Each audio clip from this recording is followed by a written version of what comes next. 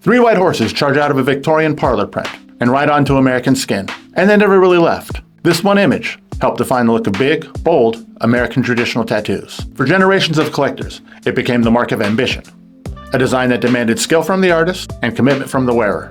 Pharaoh's horses is not just another flash image. It is one of the great tests of traditional tattooing. Are you subscribed yet? You should subscribe. Welcome to Skin and Story.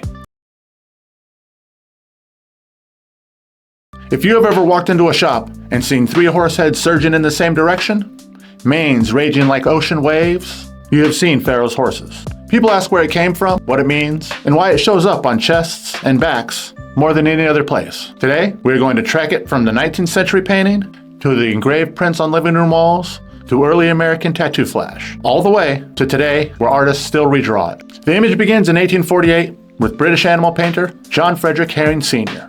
He painted what was then called Pharaoh's chariot horses. It was often shown in a round composition. It was engraved shortly thereafter, which is why so many people remember it as an oval or a circular print hanging in homes. The 1849 engraving by Charles Wentworth Wass made it wildly popular, so the picture traveled far beyond galleries and into everyday life. Did you know three heads are the same study of an Arabian stallion named Imam? That profile repeats itself across Herring's work. That's why they all line up so perfectly. Victorian households collected prints the way we scroll feeds today. A parlor print was a sign of taste, a way to show culture without needing oil paintings. Pharaoh's horses were one of the most reproduced animal images of its time.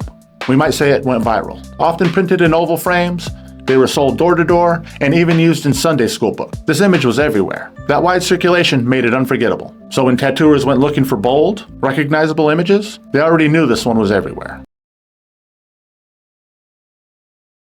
The title points to a biblical moment of Pharaoh's army in pursuit. In Victorian England, attaching that name gave the painting drama and gave the painting weight. In tattoo culture though, the hook was never the sermon, it was the horses. Collectors saw motion, they saw power, they saw symmetry. That's what stuck. By the early 1900s, Pharaoh's horses was already a chest and a back piece staple. Horses can be a challenge to draw, and in those days, people knew their anatomy cold. They worked with them, traveled by them, and saw them every single day. If a tattooer got it wrong, it stood out immediately. That pressure meant artists had to really study to get the lines and get the proportions just right. The Tattoo Archive credits Gus Wagner with one of the earliest tattoo examples. He often flipped the heads to run in the opposite direction, framed them with roses, and crowned them with an eagle. By the 1920s, Percy Waters sold the design in his mail order catalogs, locking it in as a shop standard. Because three heads are so wide, the natural placements became the upper chest and full back where the design still reads strongest. Collectors in the early 1900s saw Pharaoh's horses as a mark of ambition. Small tattoos could be impulse choices, but this design meant hours under the needle, often across tender spots on the chest. That ambition drew a line between casual tattoos and commitment pieces, and it set a precedent for what a large-scale American tattoo could be. Meaning has always been flexible. In print culture, it carried biblical overtones, but in tattooing, it opened up. People read it as strength, speed, freedom, loyalty to family, three siblings, even past, present, and future. That flexibility is part of why it endures. And here's a secret, there is no hidden meaning. The receipts tell how it spread, and the meaning is whatever the wearer brings to it. Tattooists solve the problem of fitting it to the body. They tilt the arc to flow across the chest, they'll exaggerate the manes into flame-like shapes so they can be read from a distance. They push contrast in the eyes and the nostrils so the tattoo stays clear over time. Placement matters. On a chest or back, you get the full arc. On arms or legs, artists compress the design into tighter redraws, sometimes cropping to two heads or framing with banners. Traditional tattooing is a grammar. Pharaoh's horses give you three strong nouns, and artists build the rest of the sentence around it. There are different names tied to the image. Gus Wagner for the earliest examples, Percy Waters for catalog spread, Pike Shops in Long Beach for keeping it alive, later redraws credited to Burt Grimm, Bob Shaw, and many anonymous sheets. The lineage is not one straight line. It's a chorus of redraws, each shop adding their spin while keeping the core intact. The Pike Shops in Long Beach turned Pharaoh's horses into a rite of passage. Sailors would come through before shipping out, looking for a design that proved toughness and carried weight.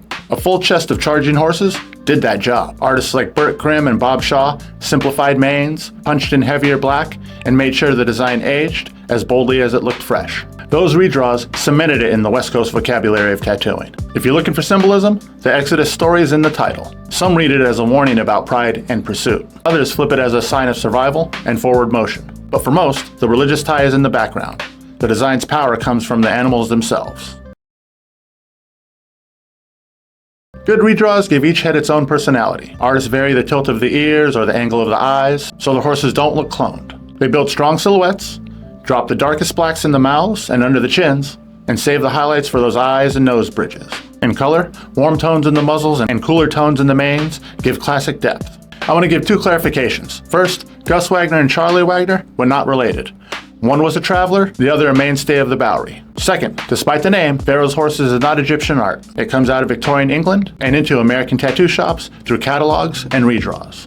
Big graphic heads, overlapping motion, open meaning, and a challenge worth tackling. Pharaoh's Horses have lasted because it was hard to do well, and artists took pride in nailing it. That combination fits American traditional perfectly. A quick timeline. 1848, Herring paints it. 1849, the engraving spreads. Early 1900s, Gus Wagner tattoos it. By the 1920s, Percy Waters has it in his catalogs. By the mid-century, Pike shops redraw it. And today, still a chest and back classic. Collectors today still see it as an ambition tattoo. Right alongside full eagles across the chest or a dragon across the back, Pharaoh's Horses sits in the tradition of tattoos that show endurance, scale, and boldness. These are not one-sitting designs. They are markers of commitment. That tradition connects modern wares all the way back to the earliest clients over a century ago. Now, let's talk about if you want one. Choose placement first. Decide if you want floral corners, or if you want an eagle above, or if you want banners below, or just a redraw of the head. Have it drawn for your body. Don't have the artist copy it flat. Modern tattooers continue to redraw the image. Some stick to bold lines. Others reinterpret it in black and gray realism, but the three heads are unmistakable. On social media, it's one of those images that still stops the scroll, because even after 175 years, the motion and power of three horses breaking forward never lost its impact.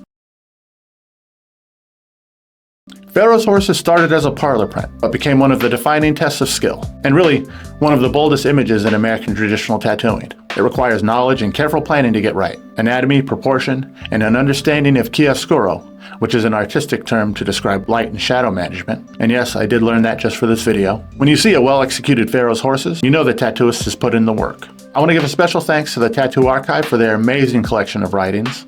Go pay them a visit if you're in North Carolina. Their archive is vital to the preservation of tattoo history. I want to give a big thank you to everyone watching and sharing my videos. Be sure to like and subscribe and help us reach our goal of 500 subscribers. Let's keep tattoo history alive. There's lots more to come. Shop tours, deeper dives, and more history. And I'm even working on an original short film.